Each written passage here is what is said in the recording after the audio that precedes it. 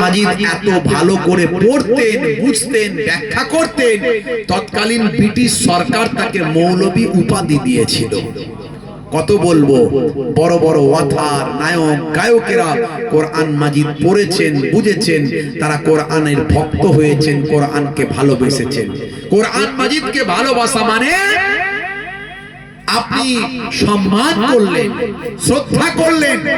আমি as a মুসলিম, আমি কিন্তু আমার বাড়িতে বেদ আছে, আমার বাড়িতে ভাই আমার উপনিষদ আছে, আমি কিন্তু পড়ি, আমি সম্মান করি।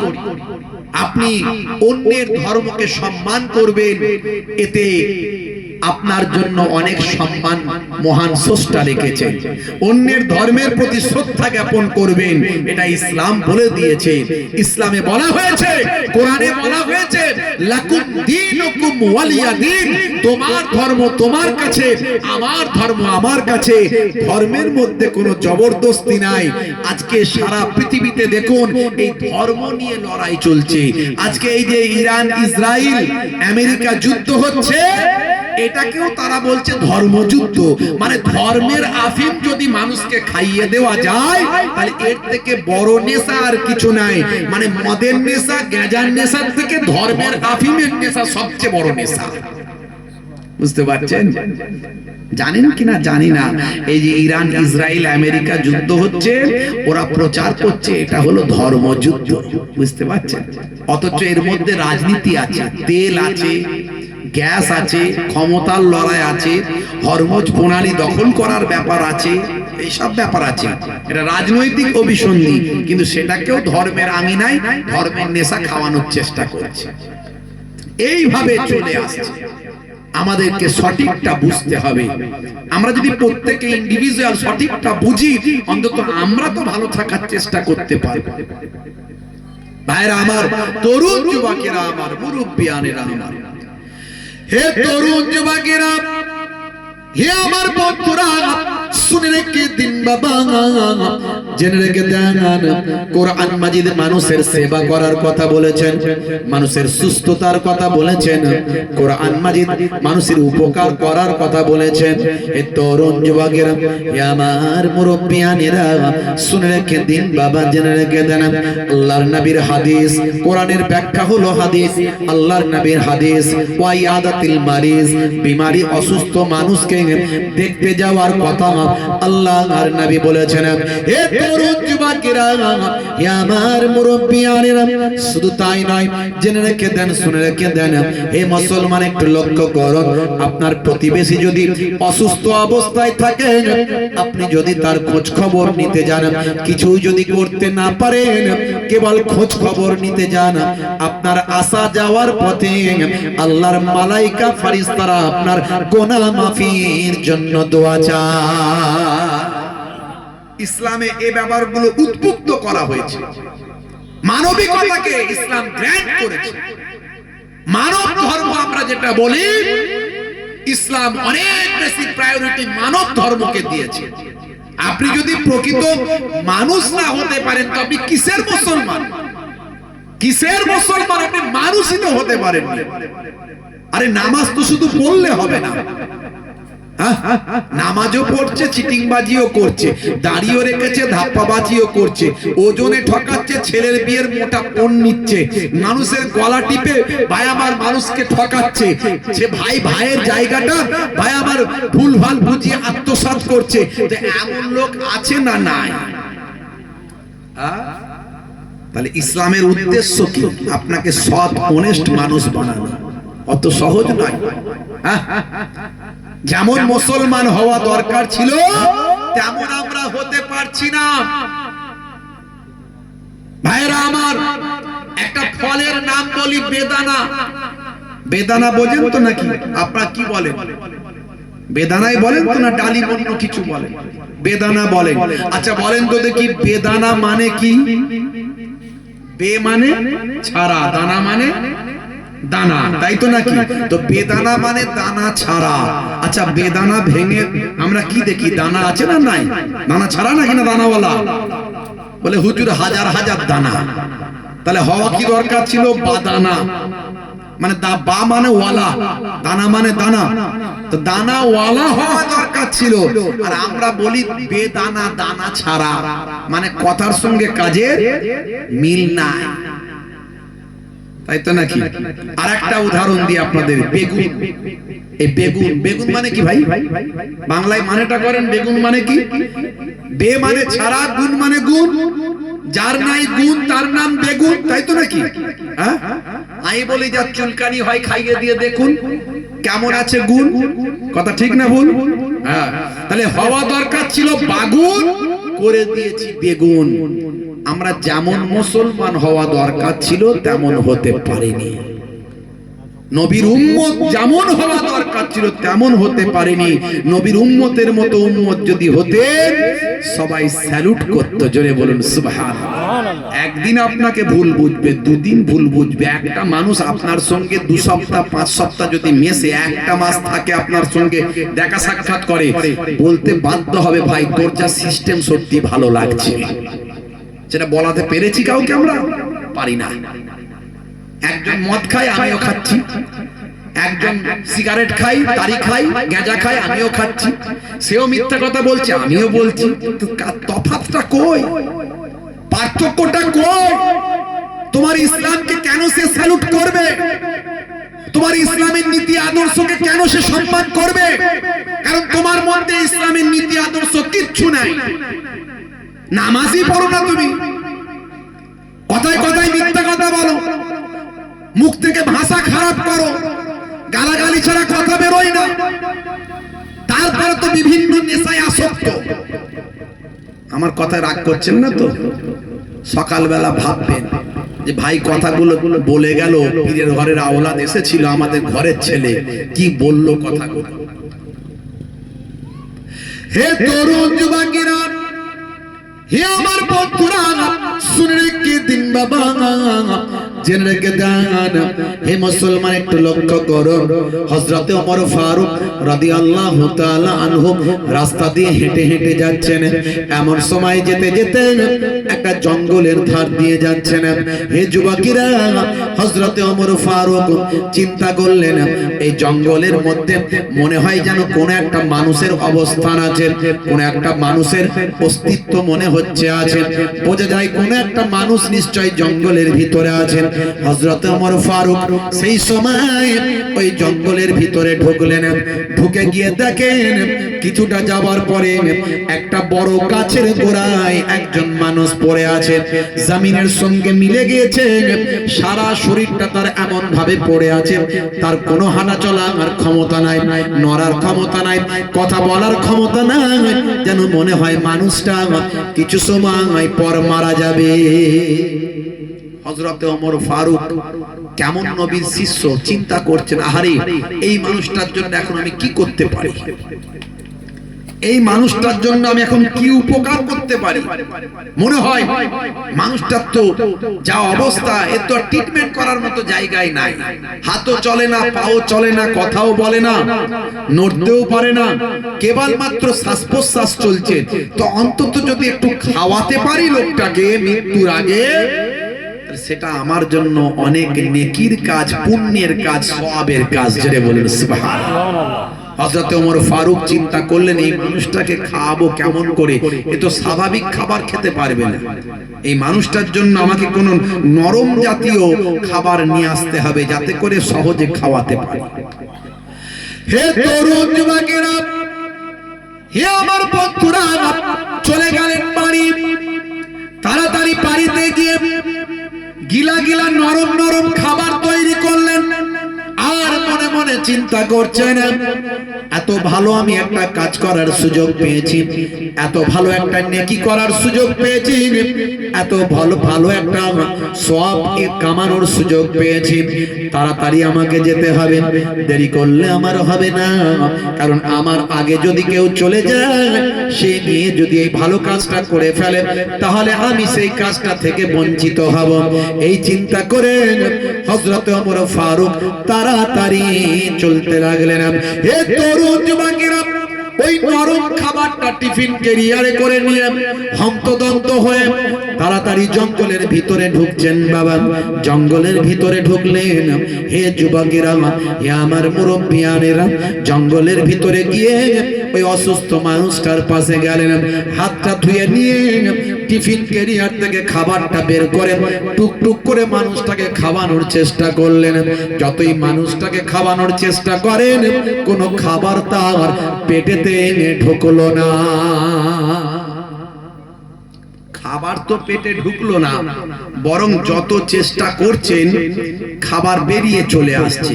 শেষে হযরতে ওমর ফারুক একটু প্রেসার দিলেন যে এই রকম মানুষকে একটু প্রেসার দিয়ে খাওয়ানোর চেষ্টা করি। যখন প্রেসার দিয়ে খাওয়ানোর চেষ্টা করছেন, খাবার পেটে যাওয়া তো দূরের কথা, মুখ থেকে রক্ত বেরিয়ে গেছে। হযরতে ওমর ফারুক বড় চিন্তিত হয়ে পড়লেন, কষ্ট পেলেন। হায় রে হায়, আমি তো উপকার করতে পারলাম না, বরং ক্ষতি করে ফেললাম। নিজে বড় ব্যথিত হলেন। ভাইরা আমার, তরুণ যুবকেরা আমার, মুরব্বিয়ানেরা আমার, হযরতে ওমর ফারুক চিন্তা করছেন মানুষটাকে খাওয়াবো কেমন? না, এ তো আমি বড় অন্যায় কাজ করে ফেললাম, মানুষটাকে কষ্ট দিয়ে ফেললাম। কিন্তু পরিবেশটা এমন হয়ে আছে যেন মনে হচ্ছে কেউ খাইয়ে দিয়ে যায়। একটু কেউ খাওয়ালো তো বোঝা যাবে, সেখানে একটু খাবারের ছিটে ছাটা এটা ওটা পড়ে থাকবে, তো মনে হচ্ছে কেউ খাওয়ায়। কিন্তু না খাওয়ালো তো বেঁচে থাকার কথা নয় মানুষটা, কিন্তু কি করে খাওয়ায়? ঠিক আছে, আমি একটু অপেক্ষা করি। হযরত ওমর ফারুক রাদিয়াল্লাহু তাআলা আনহু একটু গাছের আড়ালে লুকিয়ে গেলেন।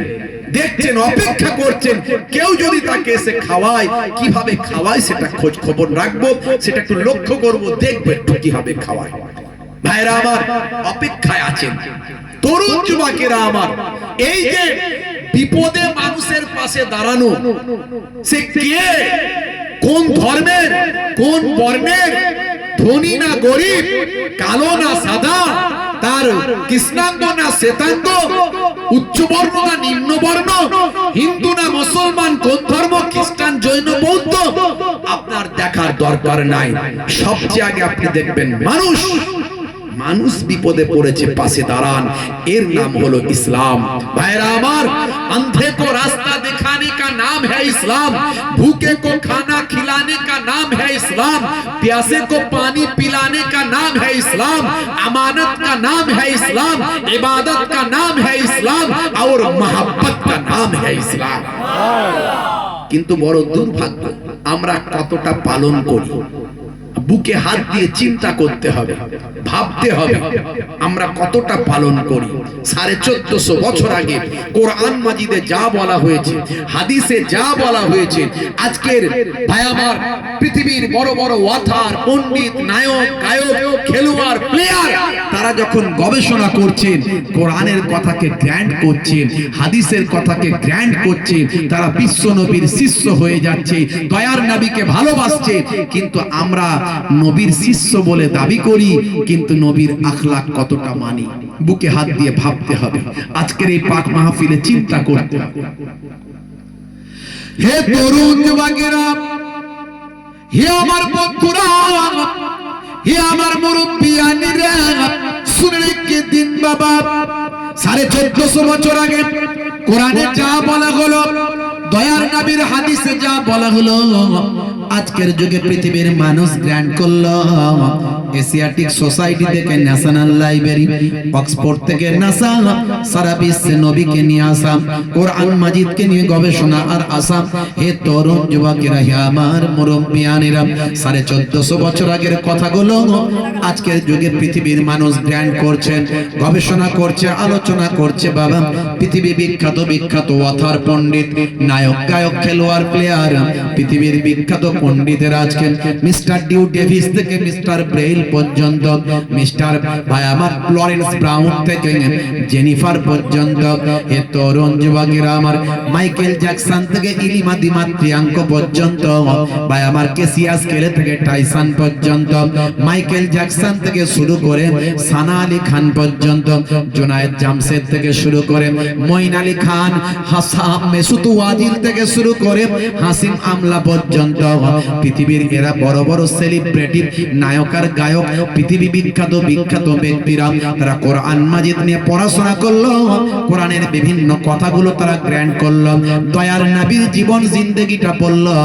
দয়ার নবীর জীবন জিন্দেগি পড়ে বিশ্ব নবীর তারা শিষ্য হলো। কোরআনের কথা হাদিসের কথা তারা বিশ্বাস করলো, তারা বুঝলো। 1450 বছর আগের কথাগুলো একটাও বর্তমান সমাজের বিরুদ্ধে নয়। ভালো করে আপনাকে ভাবতে হবে, কোরআনের কথাগুলো একটাও অবৈজ্ঞানিক নয়, একটাও অবাস্তব নয়, একটাও সমাজের বিরুদ্ধে নয়, একটাও অমুসলিমের বিরুদ্ধে নয়, খ্রিস্টান জৈন বৌদ্ধের বিরুদ্ধে নয়। কোরআনের কথাগুলো নিয়ে বুঝতে হবে, গবেষণা করতে হবে। যেমন রামায়ণ, মহাভারত, বাইবেল এসবেতে যেমন যুদ্ধের বর্ণনা আছে, কোরআনেও আছে। কিন্তু তার মানে এই নয় যে কোরআনের যুদ্ধটা অমুসলিমদের বিরুদ্ধে বলা হয়েছে না। তৎকালীন যুগে যারা অন্যায় কাজ করত তাদের বিরুদ্ধে লড়াই হয়েছে। এখন সেই কথাটাকে নিয়ে এসে কেউ যদি বুঝিয়ে দেয় এটা অমুসলিমদের বিরুদ্ধে যুদ্ধ, ভুল কথা। আপনাকে গবেষণা করতে হবে, এই জন্য স্টাডি করতে হবে, বুঝতে হবে, এক্সপ্লেনেশন, ব্যাখ্যাটা, এর ইনভেনশন, এর উদ্ভাবনাটা জানতে হবে।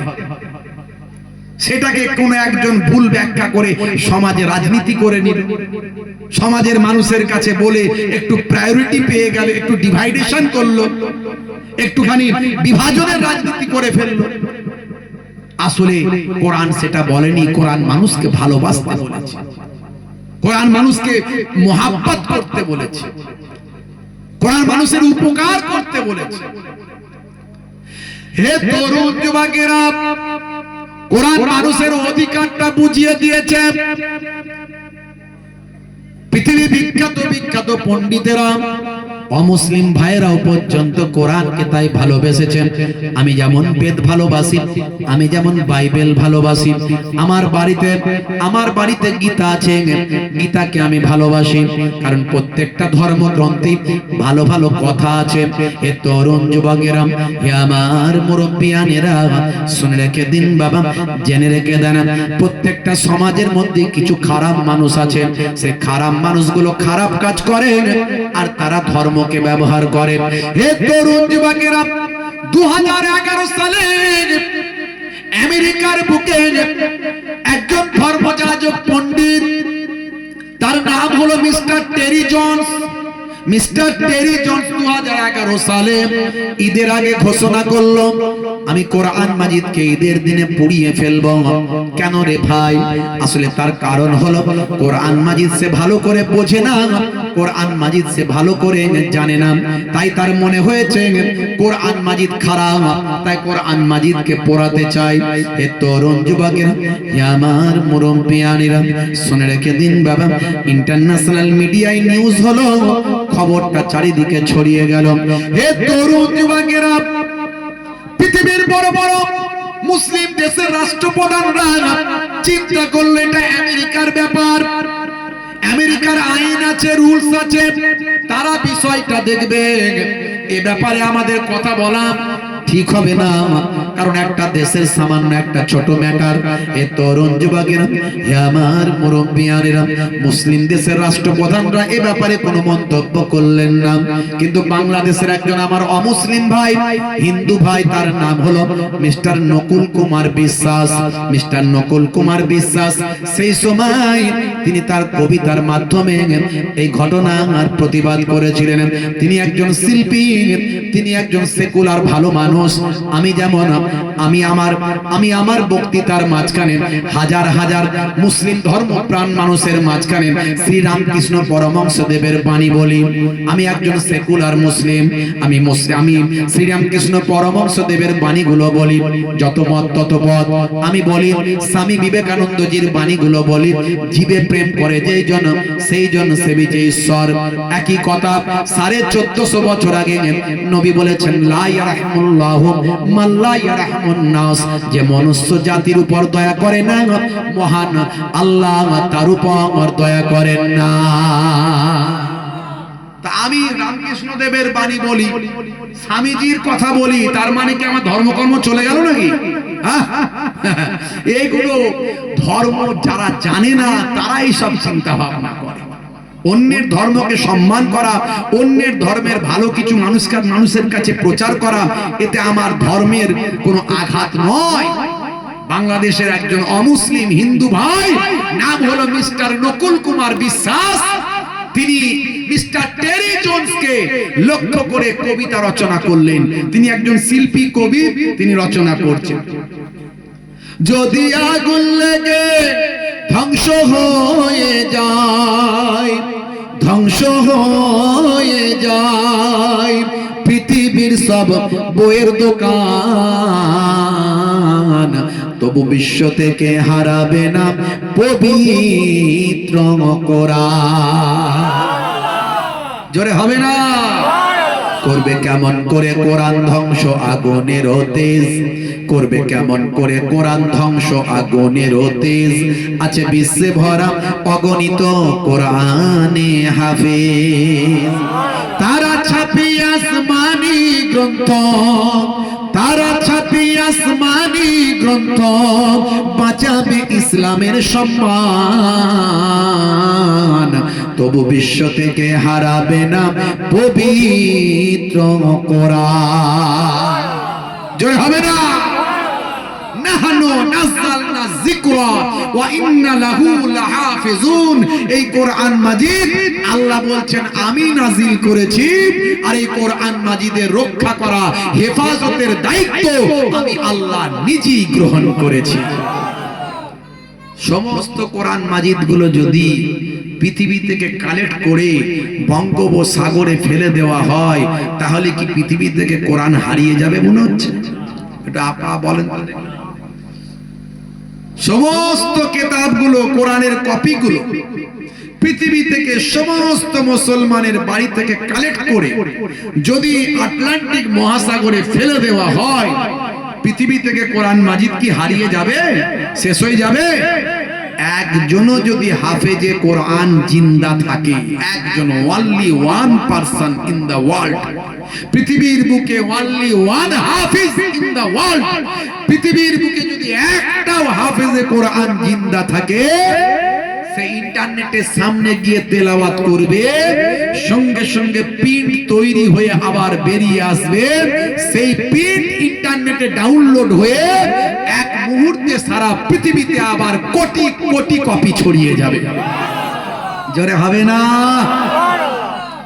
এই কোরআন মাজিদ আল্লাহ প্রদত্ত কিতাব, এই কোরআন মাজিদ নিয়ে আপনাকে আমাকে গবেষণা করতে হবে, একটু বুঝতে হবে কোরআনের আসল মূল বিষয়বস্তু, কোরআন কি চায়। আপনাকে অনেস্ট মানুষ বানাতে চায়, আপনাকে ভালো মানুষ বানাতে চায়, আপনাকে ভালো মুসলিম তৈরি করতে চায় কোরআন মাজিদ। কিন্তু আমরা সেই কোরআন মাজিদকে কি কাজে ব্যবহার করলাম? কোরআন মাজিদকে আমরা শুধু ওই কোরআনের দোয়া তাবিজ ফু দেওয়া, আর কোরআন মাজিদ ওই হাফেজ সাহেবরা মুখস্থ করলাম, করে এই মানুষ মারা গেলে তার পাশে বসে তেলাওয়াত করে তাকে সারা জীবন যা অন্যায় করেছে সব মাফ করিয়ে জান্নাতে ঢোকানোর কাজে ব্যবহার করলাম। কথা ঠিক না ভুল? কি জি?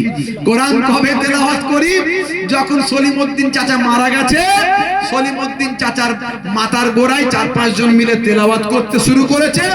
চাচা সারা জীবন ধরে নামাজ পড়তো না, অন্যায় কাজ করত, ভাই আমার যত রকমের অপরাধ ছিল সব করত। এখন চাচাকে তেলাওয়াত করে কোরআন মাজিদ পড়ে চাচাকে জান্নাতে ঢোকানোর চেষ্টা হচ্ছে। কথা ঠিক না ভুল?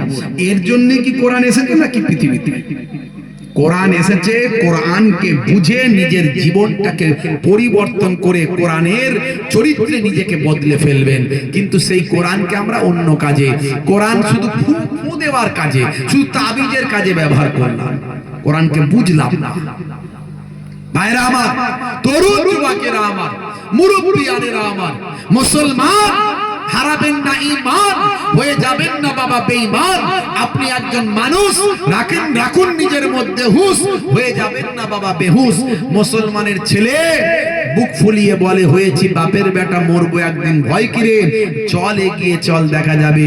এই যে ভোট আসছে, দেখবেন মিছিলে বেরোবে, বিরাট টেম্পার, মাঝখানে নাই কোনো বাম্পার, 35 কেজি ওজন, ত্রিং ত্রিং করে লাপাচ্ছে, বলছে দে ঠান্ডা করে দেব ঠান্ডা। ওরে বাপ রে বাপ। আর এদের দেখে লোকে বলে, এই দেখ, এদের দেখে লোকে বলে, এই দেখ, এই হলো মুসলমান। এর মুসলমান নাই, মুসলমান। এই হলো মুসলমান, বুঝতে পারছেন? মুসলমান কেমন হওয়া দরকার, কেমন আমরা হলাম। একটু সামনের দিকে এগিয়ে গিয়ে একটু এসে বসেন তো বাপ আমার, একটু দরুদ শরীফ পড়তে পড়তে আসেন, ওইভাবে বসে বসে চলে আসেন। আল্লাহুম্মা সাল্লি আলা। বাচ্চারা সামনে চলে আসে, এই তো জায়গা আছে। পেছন দিকটা থেকে একটু মানুষজন আসছে। ওয়া আলা আলি।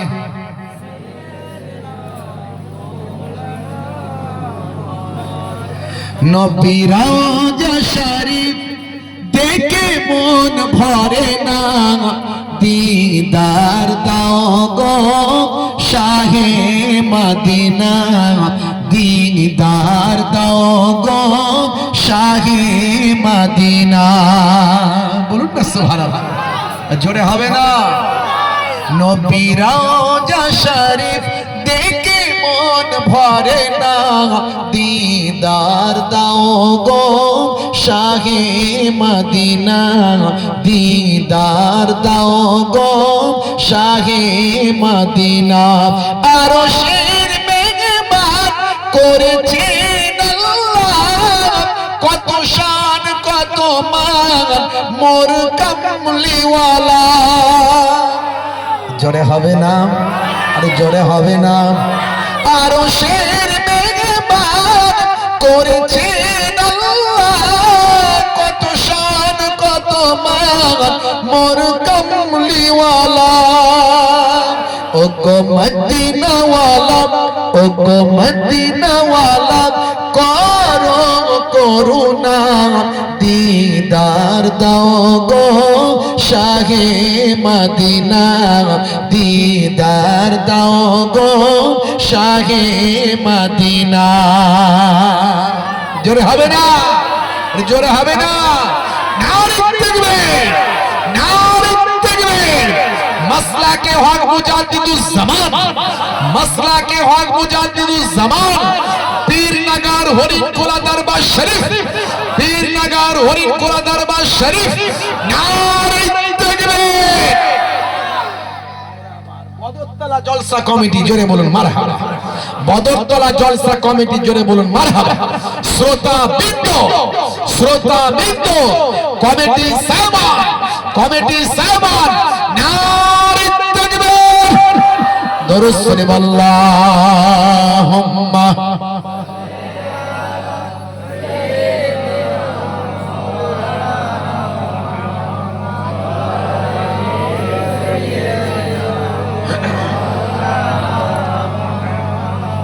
कुरान मजीद एक ऐसा किताब है जिसका कोई राइटर नहीं है। कुरान मजीद एक ऐसा कलाम है जो नाजिल हुआ मक्का में, नाजिल हुआ मदीने में, फैल गया इराक ईरान में, अफगानिस्तान पाकिस्तान हिंदुस्तान में, नाजिल हुआ मक्का मदीने में, फैल गया सारे दुनिया में। এমন একটা কিতাব, যে কিতাবটা ভাই আমার 1450 বছর ধরে পৃথিবীতে অক্ষত অবস্থায় একটা লাইন, একটা অক্ষরকে, আপনি আমাকে এমন একটা কিতাব দেখান যেটা 1500 বছর ধরে একটা লাইন, একটা অক্ষরকে কেউ বদলাতে পারেনি। এটা গায়ের জোরে সম্ভব নয়, এটা কিছু মানুষ মনে করে যে এটা মুসলমানদের গায়ের জোরে মনে হয় অক্ষত আছে, না, এটা সম্ভব নয়। কত রতি মহারথী রাজা বাদশা চলে গেছে 1450 বছর ধরে, যদি পাল্টানোর হতো পাল্টে দিয়ে চলে যেত। পাল্টানোর চেষ্টাও অনেকে করেছে কিন্তু পারেনি। জোরে বলুন সুবহান। কারণ এই কোরআন মাজিদ আল্লাহ প্রদত্ত কিতাব। জোরে বলুন সুবহান। মহান স্রষ্টার ঐশ্বরিক বাণী। জোরে বলুন সুবহান। একটা ছোট্ট মাঝখানে উদাহরণ দেব।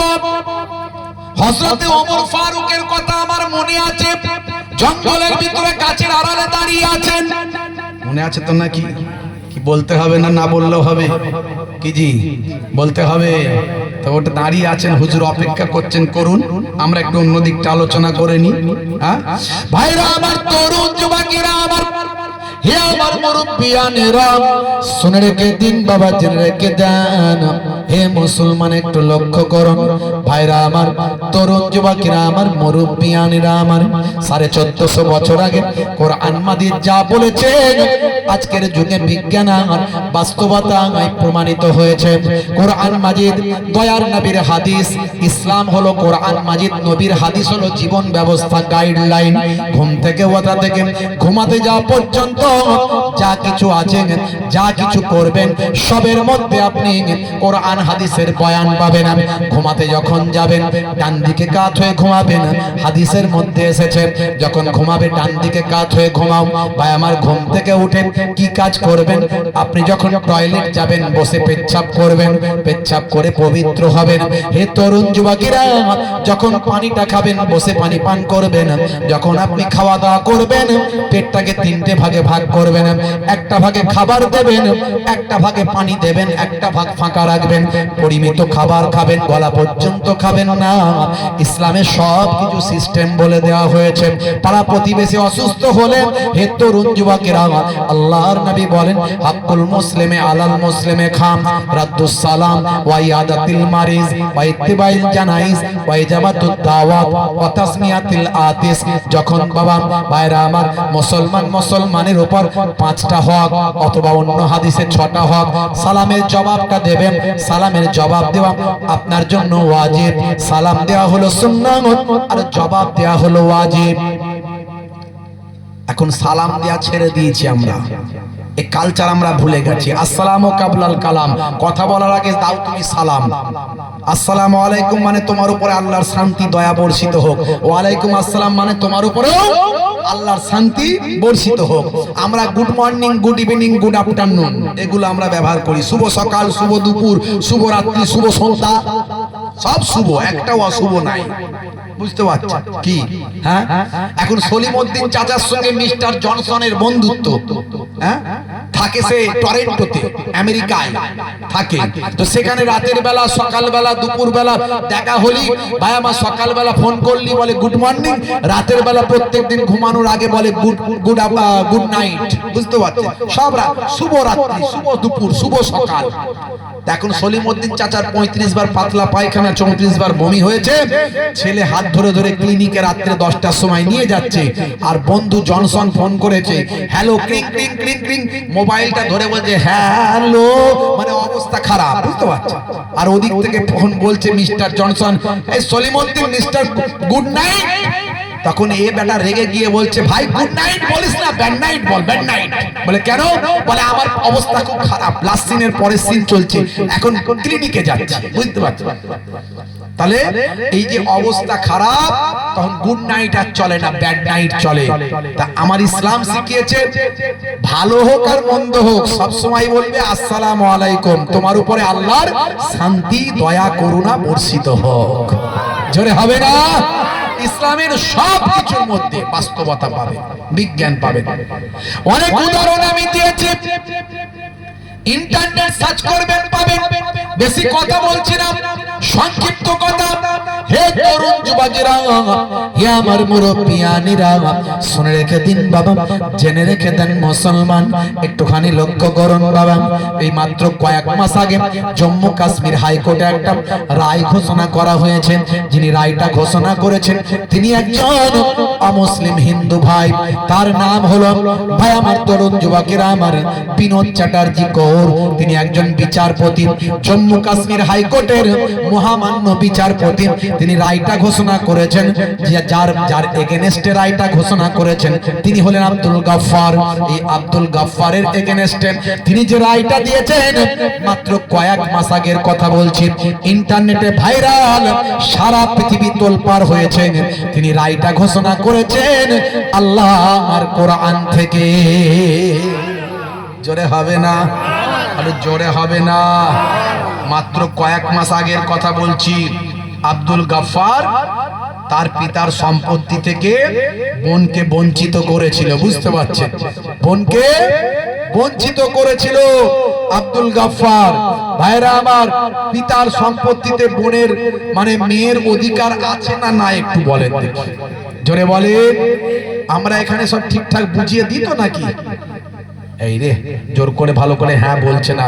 কিছু কিছু জায়গায় খবর পায়, বলে হুজুর জানেন না আমার ভাই দাওয়াত করলো, মানে আপনার ওই মহিলা তার হাজবেন্ড বলছে হুজুর জানেন না আমার ভাই দাওয়াত করলো, করে একটা পেপারস নিয়ে এসে আমাদেরকে ভালো করে খাইয়ে দাইয়ে বিভিন্ন রকম মুরগি মশলা করে, বুঝতে পারছেন, মাসকাটি চাল দেরাদুন যা আছে সব করে, আপনার যত রকমের মিষ্টি মোটা মিঠাই মন্ডা আছে খাইয়ে দাইয়ে দিয়ে বলে তোর ছেলে আমারই ছেলে, আমার ঘর তোর ঘর, তোর সম্পত্তি আমার সম্পত্তি, আমার সম্পত্তি তোর সম্পত্তি, আব্বা নাই মা নাই আমি তো তোর ভাই, এখানে এলে এখানেই থাকবি, এখানেই খাবি, যতদিন ইচ্ছে থাকবি, কোনো অসুবিধা নাই, আমার মানেই তো তোর রে ভাই বোন, কোনো অসুবিধা নাই। তো এক কাজ কর, আব্বা সম্পত্তিতে তুই আর কি করবি, তোর তো ওখানে স্বামীর সম্পত্তি আছে, কি গো জামাই তোমাদের তো অভাব নাই, আল্লাহ করে আমার এটুকু জায়গা তো কি আর হবে, তো এক কাজ করো, আমি তোদের ছেলেদের নামে 5 লাখ আমি ফিক্সড ডিপোজিট করে দিচ্ছি, আমি ব্যাংকে দিয়ে দিচ্ছি, আর বোন তোর জায়গা তোরই রইলো, খালি এখানে একটা টিপসই মেরে দে। বুঝতে পারছেন? এই বোকা বানিয়ে ধোঁকা দিয়ে প্রেস্টিজ ম্যাটার করে, আপনার ইমোশনাল ব্ল্যাকমেল করে, বুঝিয়ে বাজিয়ে মিঠাই মুন্ডা চিকেন বিরিয়ানি মটন বিরিয়ানি খাইয়ে ইমোশনাল ব্ল্যাকমেল করে 1 কোটি টাকা সম্পত্তি 5 লাখে মিটিয়ে নিল। আছে না নাই? এরকম লোক আছে না নাই? আপনাদের এখানে না, এখানে সবাই বোনের সম্পত্তি ঠিকঠাক বুঝিয়ে দেন, তাই তো নাকি? ও যত বড়ই নামাজি হোক, দাড়িওয়ালা জুব্বাওয়ালা হোক বাপ, ওই বোন যদি মাফ না করে আল্লাহর জান্নাতের দরজা বন্ধ থাকবে। হ্যাঁ, কথাগুলো বললে তো বলবে হুজুর কি বলছেন আপনি, অন্য ওয়াজ করতে পারেন না, এটা কি ওয়াজ হচ্ছে বলুন তো? বলি তো মা মার খায়, না বলি তো বাপ ব্যাংক खाए। महाराज गजब हो गया। बोले क्या हुआ? कुछ बिहार को बेल्लाल सिंह ने जबरदखल कर लिया। बोलते कुछ बचा? बोलते हाँ लजामुद्दीन सिंह ने बच गया। बोले जाओ उसे बेगमपुर थाने में बंद कर दो। পুরুলিয়ার দিকে একজন রাজা ছিল আগেকার যুগে, কুচে খেতে ভালোবাসতো। কুচে, বুঝতে পারছেন? এইদিকে কুচে আপনারা বোঝেন তো নাকি না বোঝেন না? একটু সাপের মতো দেখতে নাকি, আমরা খাই না যদি হোক। তো ওদিককারের চলতো তখন রাজা মশাইয়ের কুচে নাকি খুব পছন্দ, বুঝতে পারছেন? लीला डिनर में और लंच में कुचे जरूर चाहिए। रेसिपी अलग अलग होना चाहिए। বিভিন্ন রেসিপিতে বিভিন্ন স্টাইলে রান্না করে বাবুর্চি রেডি করে রাখতো। দুপুর বেলা অন্য রেসিপি দিয়ে তৈরি করছিল, কুচেটাকে সুন্দর করে ভেজে একটু রেখেছে বাবুর্চি কিচেন রুমে। কোথায় ছিল হুড়ো বিড়াল, ঘাউ করে এসে হু করে নিয়ে আর বেরিয়ে গেছে। রাজা মশাই গোল টেবিলে দেশ বিদেশের প্রতিনিধির সঙ্গে কথা বলছে। এখন বাবুর্চির মাথার চুল উঠে যাচ্ছে টেনশনে, যদি খাবার সময় কুচে না পায় চাকরি তো যাবে, শাস্তিও হতে পারে। একমাত্র বাঁচাতে পারে মন্ত্রী। মন্ত্রীর কাছে গিয়ে হাতে পায়ে ধরে মন্ত্রী মুझे बचा लीजिए, मंत्री मुझे बचा लिए। क्या हुआ बोल बेटा क्या हुआ? बोले ये गलत हो गया, ले यही হয়ে গেছে সর্বনাশ। বলে সে কি? বলে হ্যাঁ। তবে এক কাজ কর, মন্ত্রী খুব বুদ্ধিমান ছিল, মাথা চুলকে বলছে এই খাবার সময় যদি রাজা মশাই কুচে না পায় বিপদ আছে, যা করার এখনই করতে হবে। রাজা এমনি খুব ভালো, বুঝিয়ে দিলে বুঝে যাবে। তো মাথা চুলকে চিন্তা করছে দেশ বিদেশে সব লোকজন আছে, তার মাঝখানে কি করে বলি যে রাজা মশাই কুচে বিড়ালে খেয়েছে। কুঁচে বিড়ালে খেয়ে চলে গেছে, কি করে বোঝাবো? লোকেতে বলবে রাজা কুঁচে খায়, রাজার সম্মানটা থাকবে কোথায়? তো মন্ত্রী মাথা চুলকে চিন্তা করে মনে মনে ভাবছে, ঠিক আছে এমন ভাবে বলবো যাতে রাজা বুঝবে আর আমি বুঝবো, আর না কেউ বোঝে। তো এখন রাজ দরবারে মন্ত্রীরই একমাত্র যাওয়ার ক্ষমতা আছে, যে কোনো সময়ে যতই আলোচনা চলুক সেখানে গিয়ে হাজির হয়ে বলছে, মহারাজ महाराज गजब हो गया। बोले क्या हुआ? बोलते कुछ बिहार को बेल्लाल सिंह ने जबरदखल कर लिया। बोलते कुछ बचा? बोलते हाँ लजामुद्दीन सिंह ने बच गया। बोले जाओ उसे बेगमपुर थाने में बंद कर दो। শুধু মহারাজ বুঝলো আর মন্ত্রী বুঝলো, বাকিরা একটা মনে করলো যুদ্ধের ঘটনা হলো, একটা যুদ্ধের বর্ণনা এখানে হলো, কিন্তু মন্ত্রী সব বলে দিয়েছে। বলছে মহারাজ মহারাজ গজব हो गया, সর্বনাশ হয়ে গেছে মহারাজ। বলে क्या हुआ? বলছে কুচ বিহার को बेल्लाल सिंह ने जबरदखल कर लिया, মানে কুচেকে বিড়ালে খেয়ে ফেলেছে। তো মহারাজ বলছে কুচ বাঁচা? মন্ত্রী বলছে লজামুদ্দিন সিং ने बच गया, মানে নেজাটা লেজটা বেঁচে গেছে। বলছে যাও উসে বেগমপুর থানে মে বন্ধ কর দো, যাও ওটাকে বেগুন দিয়ে চচ্চড়ি করে ফেলো। বুঝতে পারছেন? তো এখন হুজুররা সব বলে দিয়ে চলে যাচ্ছে, আপনি যদি না বোঝেন এই 1.5-2 ঘন্টায় তো আমি সব বোঝাতে পারবো না। আল্লাহ করে জ্ঞানী মানুষ আপনারা, আমি কি বলতে চাইছি আপনি বুঝতে পারছেন। আমি প্রথমেই কোরআনের আয়াতটা বলেছি, সাচ্চা মুসলমান না হয়ে মরো না। ওই সলিমউদ্দিন কলিমউদ্দিন নামে মুসলমান, গোস্ত খাওয়া মুসলমান, ও মুসলমানের আল্লাহর কাছে কোনো দাম নাই। যে মুসলমান ওজনে ঠকায়, চিটিংবাজি করে, মিথ্যা কথা বলে, ভাষা খারাপ করে, নেশা করে, আছে না নাই নেশাখোর মুসলমান?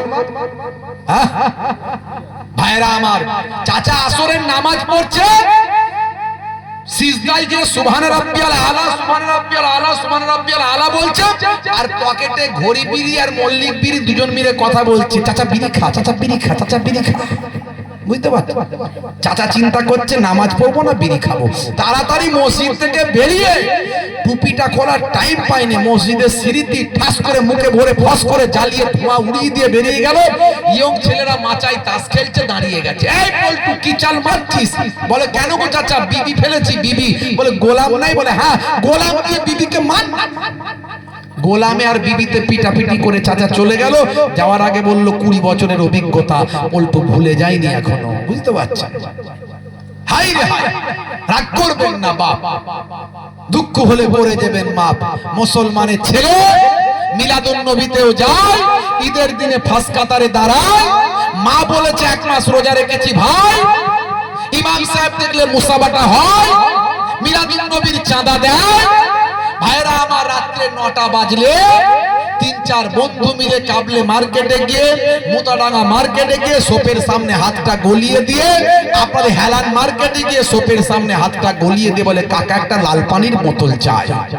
বাঁশবাগানের ঝাড়ে, পুকুরের পাড়ে, নদীর ধারে চানাচুর ভাজা মুরগির কষা দিয়ে খায়। আবার বলে জানিস না হুজুররা বলে কিছু খেলে বিসমিল্লাহ বলতে হয়। খাচ্ছে মদ, বলছে বিসমিল্লাহ বলে খা। আছে না নাই? ভাইরা আমার, নেশাখোর, পাত্তাখোর, গাঁজাখোর, মদখোর মুসলমান আছে। আর আমি আপনি দাবি করি নবী আমাদের সাফাত করবে, নবী আমাদের জান্নাতে নিয়ে যাবে। কাল কিয়ামতের দিনে আমার নবী উম্মতি উম্মতি করবে। হে মুসলমান, সেদিন কেমন করে মুখটা দেখাবে একবার ভাবো। তুমি সামান্য নেশা ছাড়তে পারো না। টয়লেটে ঢুকলে পকেটে দেশলাই আর বিড়ি নিয়ে ঢুকছে, কেন রে? বলে চাচা ওপরে ধোঁয়া না মারলে নিচের মাল ক্লিয়ার হয় না। আছে না নাই? ছি ছি ছি ছি, গুটকা তিরঙ্গা মুখে ভরিয়ে রেখেছে। ভাইরা আমার, তরুণ যুবকেরা আমার, আজকালকার পোলা দেখো সঠিক পথে চলে না, পিতামাতা গুরুজনের কথা তারা শোনে না। চুলগুলো ছোট ছোট, প্যান্ট শার্ট কাটো সাটো, সুজোরা পায়ে দিয়ে, পেছনে ব্যাগ নিয়ে, লাল লাল জুতো পায়ে, চোখে কালো চশমা, 2 চোখ মেলে খোঁজে বেদের মেয়ে জোসনা, গায়ে হাতে ট্যাটু আঁকা, হেঁটে চলে আঁকা বাঁকা। কাছে গেলে দেখা যায় সুস্থ ছেলে না, কাছে গেলে দেখা যায় সুস্থ ছেলে না। তিরঙ্গার দুর্গন্ধে টেকা যায় না, তিরঙ্গার দুর্গন্ধে টেকা যায় না। ভালো চলছে ধান্দা, খাচ্ছে রজনীগন্ধা, কারবারে অশান্তি চালাচ্ছে শান্তি, মন করবে কমল, খাচ্ছে ওরা বিমল। যেখানটা বসবে সেখানটা চষে দিয়ে বেরিয়ে যাবে। আছে না নাই? আমি বলি 12 বছর ঘাস জন্ম নেবে না ওখানে।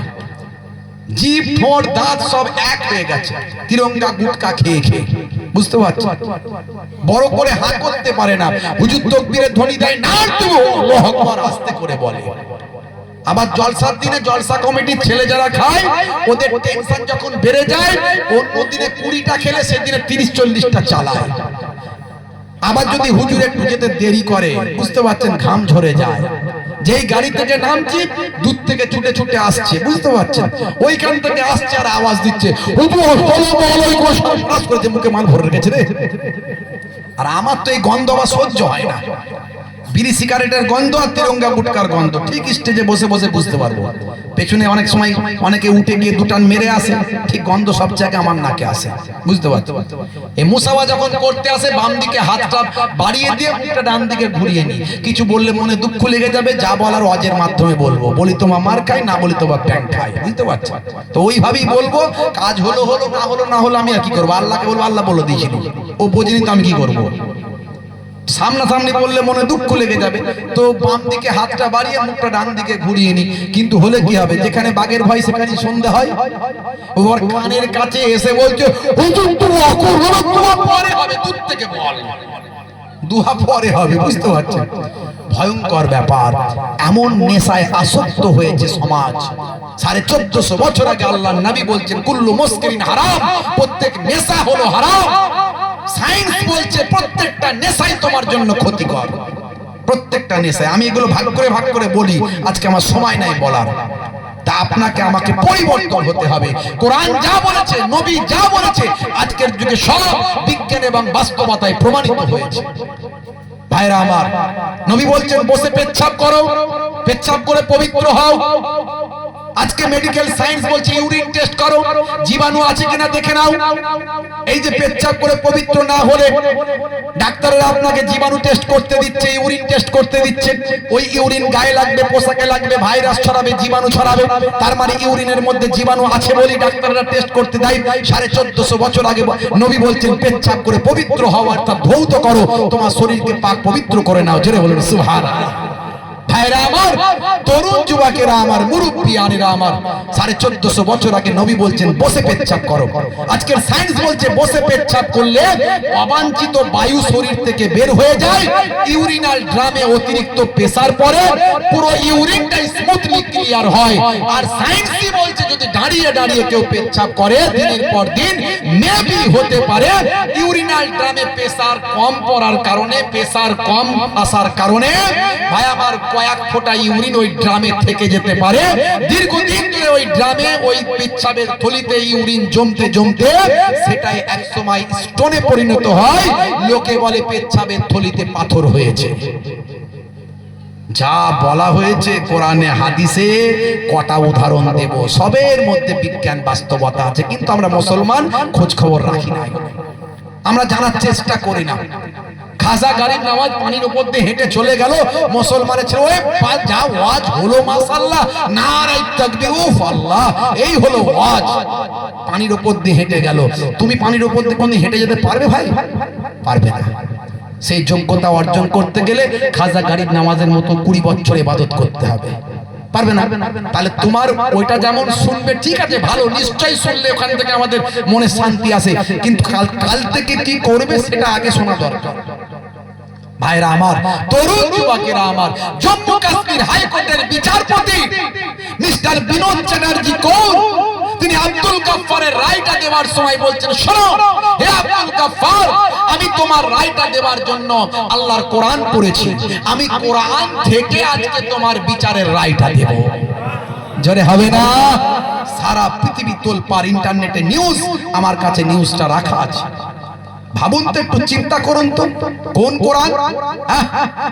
হে তরুণ যুবকেরা, হে আমার বন্ধুরা, হে আমার মুরব্বিয়ানেরা, জম্মু কাশ্মীর হাইকোর্টের বিচারপতি, মহামান্য বিচারপতি মিস্টার বিনোদ চ্যাটার্জি কৌর বলেন, হে আব্দুল গাফফার, বুঝতে পেরেছি হে আব্দুল গাফফার, আপনি আজ থেকে 40 বছর আগে আপনি তখন হয়তো ধার্মিক ছিলেন না, এখন নামাজি হয়েছেন, এখন আপনার মুখে দাঁড়িয়ে আছে, সুন্নত আছে, আপনি হজও করেছেন, আজকে আপনার রায়টা আমার কাছে এসেছে।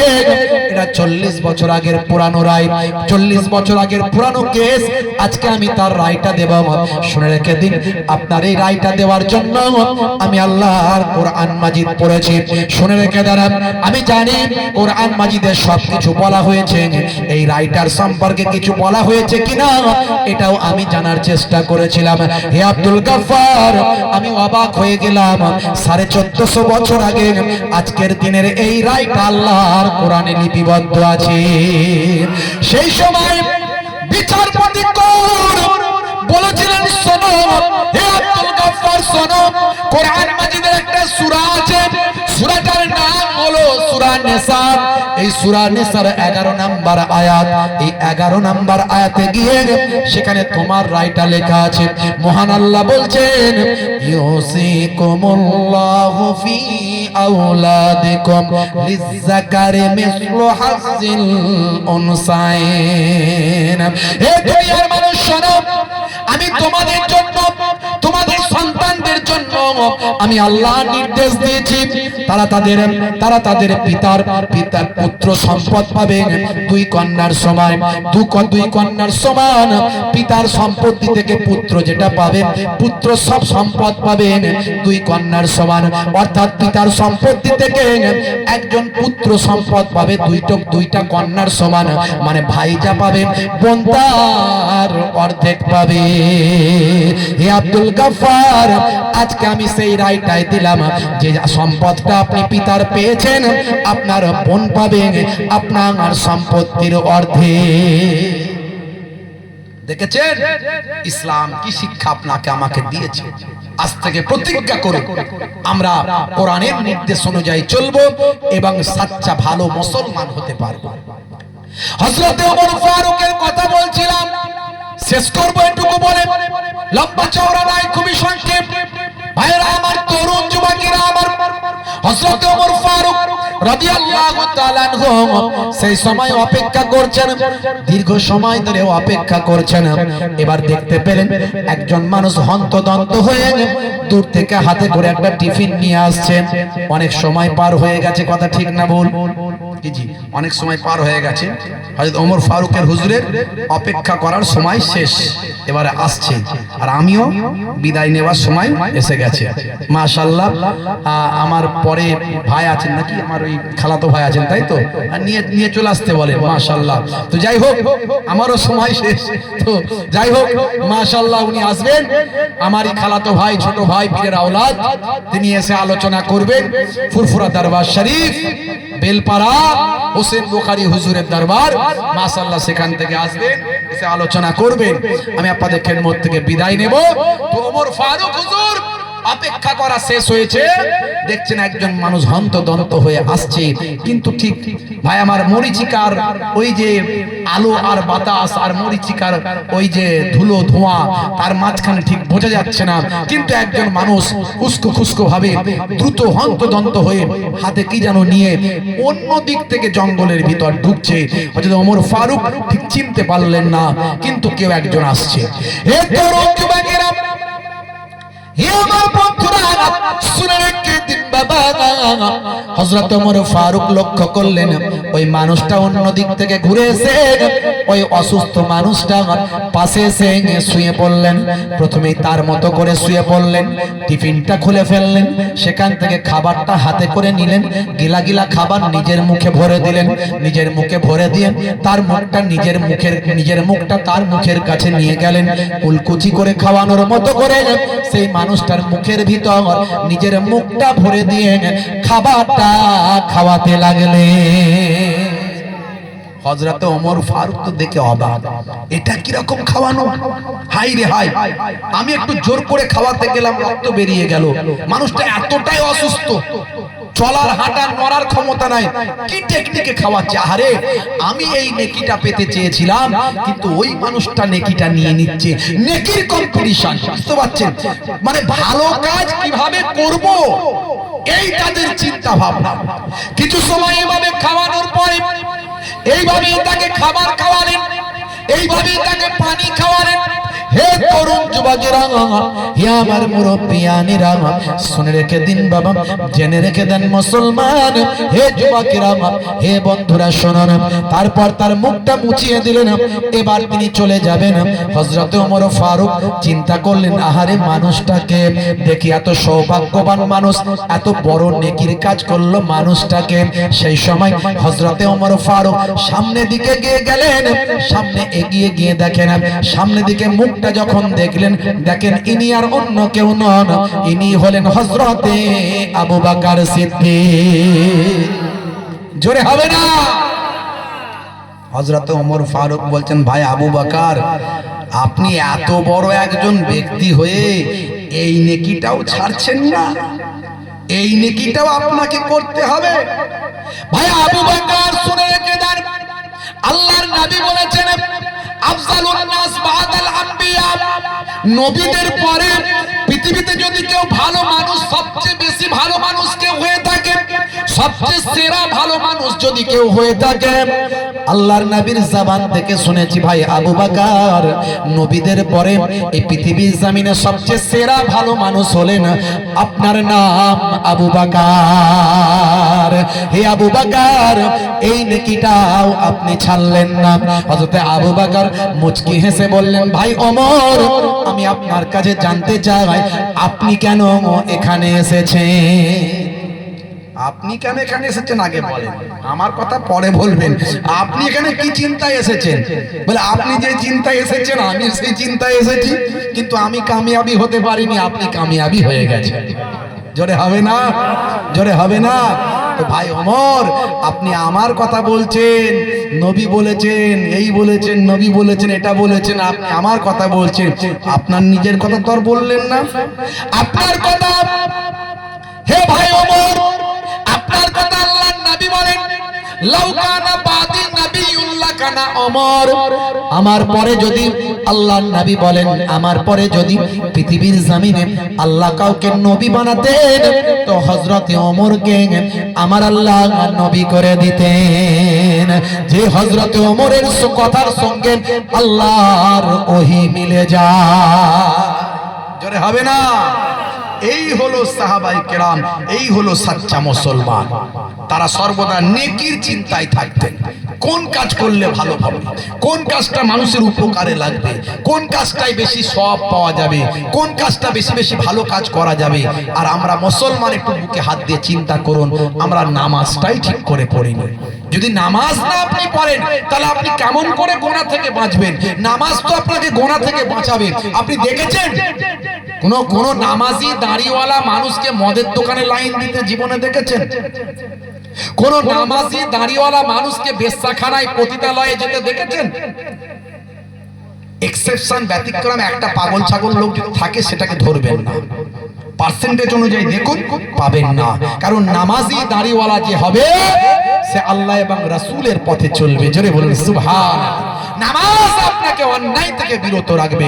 ইন্না সালাতা তানহা আনিল ফাহশাই ওয়াল মুনকার, নিশ্চয় নামাজ তোমাকে অশ্লীলতা ও অন্যায় থেকে দূরে সরিয়ে দেবে। জোরে বলুন সুবহানাল্লাহ। জোরে হবে না?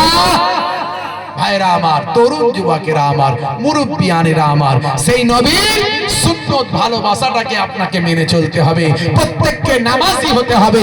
আজানের সময় হলে আজান দিলেই মসজিদে যেতে হবে। বলুন ইনশাআল্লাহ, বলুন ইনশাআল্লাহ।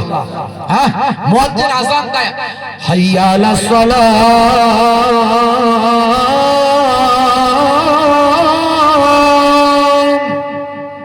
মানে কি? এসো নামাজের দিকে এসো। আল্লাহ বলছেন নামাজে এলে কি হবে সেটাও বলে দাও, নামাজে এলে কি হবে সেটা বলে দাও। মুয়াজ্জিন আবার বলে, হাইয়া আলাল ফালাহ,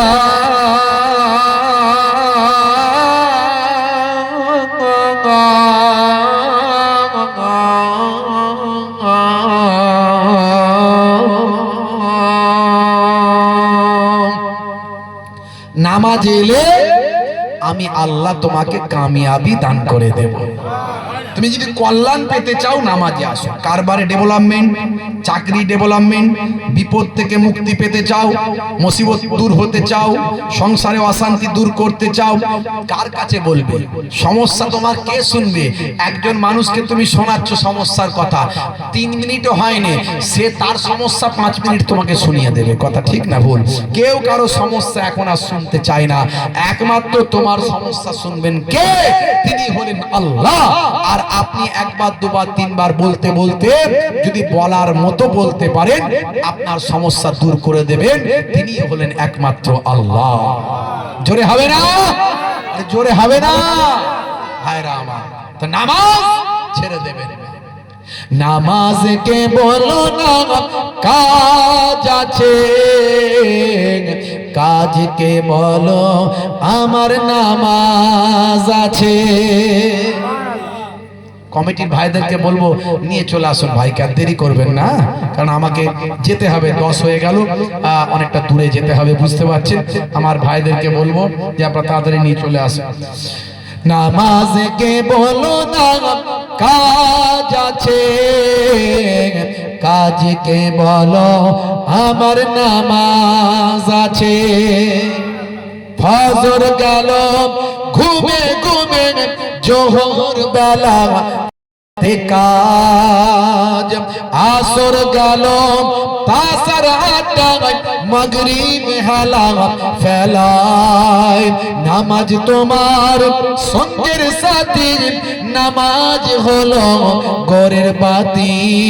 নামাজ বিনা এই দুনিয়ায় সবই যে বৃথা।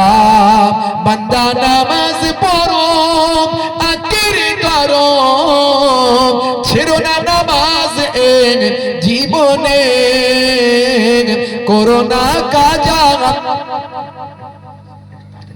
দেরি হয়ে যেতে হবে, করোনা কাজা হবে যে সাজা। দোজখ ঠিকানা আখিরাতে, দোজখ ঠিকানা আখিরাতে। নামাজকে বলো না কাজ আছে, কাজকে বলো আমার নামাজ আছে। জোরে হবে না? জোরে হবে না? তাহলে সেই নামাজ আমরা পড়বো তো নাকি? তবে ওয়াজ শোনা সার্থক। নামাজ পড়বো তো নাকি? হাত তুলে দেখান তো দেখি। ক্যান্সার হতে পারে, টিউমার হতে পারে, হাত তুলেন, হাত তুলেন, অনেকে হাত তুলেন। ভাবছেন নামাজ পড়বো না, হাত তুলে কি হবে নাকি? হাত তুলেন, হাত তুলেন। প্যারালাইসিস হতে পারে, হার্ট অ্যাটাক হতে পারে, হাত তুলেন। নারে তাকবীর, নারে তাকবীর। সিলসিলা হক মুজাদ্দিদুজ জামান, মাসলাকে মুজাদ্দিদুজ জামান, পীরনগর হরিখোলা দরবার শরীফ, পীরনগর হরিখোলা দরবার শরীফ। নারে তাকবীর। মাশাআল্লাহ, মাশাআল্লাহ। নামাজ ছাড়বেন না। নামাজ আপনাকে 70%, 80% অন্যায় থেকে দূরে রাখবে। একমাত্র নামাজই পারে আপনাকে চেঞ্জ করতে, পাল্টে দিতে। কারণ আপনি তো কাউকে ভয় পান না। ভয় পাই আমরা? আমরা গোপনেও তো অন্যায় কাজ করতে পারি না? পারি না? কিন্তু গোপনেও অন্যায় কাজ করলে যদি আপনি নামাজি হন, আপনার নামাজ আপনাকে বলবে ওই কেউ দেখতে পায় না, দেখছেন কে? যেমন কে? दरवाजे बंद करके गुनाह क्यों करता है, दरवाजे बंद करके गुनाह क्यों करता है। तन्हाई में देखने वाला अल्लाह है। जोरे হবে না? কে দেখছে? কে দেখছে? আল্লাহ দেখছে। যখন আপনি নামাজি হবেন, এই ভয়টা আপনার ভিতর আসবে। আর এই ভয়টাই আল্লাহ করতে বলেছেন। বলেছেন সব থেকে বেশি ভয় আমি আল্লাহকে করো, তাহলে তুমি সাচ্চা মুসলমান হতে পারবে। আর সাচ্চা মুসলমানের জন্য আমার আল্লাহ জান্নাত দান করে দিয়েছে। জোরে হবে না? ইয়া আইয়ুহাল্লাযীনা আমানুত্তাকুল্লাহ, হে বিশ্বাসী বান্দারা তোমরা আমাকে ভয় করার মতো ভয় করো, হাক্কা তুকাতিম, ভয় করার মতো ভয় করো। যদি ভয় করতে পারো, ইয়া আইয়ুহাল্লাযীনা আমানু ওয়া আমিলুস সালিহাত কানাত লাহুম জান্নাতুল ফিরদাউস নুজুলা, আমি তোমাদের জন্য জান্নাতুল ফিরদাউস দান করে দেব। জোরে হবে না? মাশাআল্লাহ। আসেন, আমার মামাতো, আমার খালাতো ভাই, ছোট ভাই, পীরের আওলাদ আপনাদের খেদমতে এসেছেন। ফুরফুরা দরবার শরীফ, হোসেন বুখারী হুজুরের দরবার। মাশাআল্লাহ, জনাব হযরত পীরজাদা সৈয়দ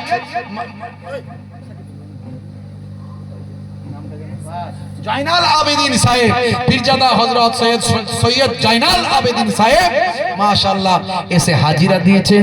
আপনারা আলোচনা করেন। আমারই খালাতো ভাই, নিজের খালাতো ভাই, বুঝতে পারছেন, ছোট ভাই, পীরের আওলাদ, তিনি এসেছেন। আপনারা হুগলির মানুষ, আপনারা তো ওঠাউঠি করেন না।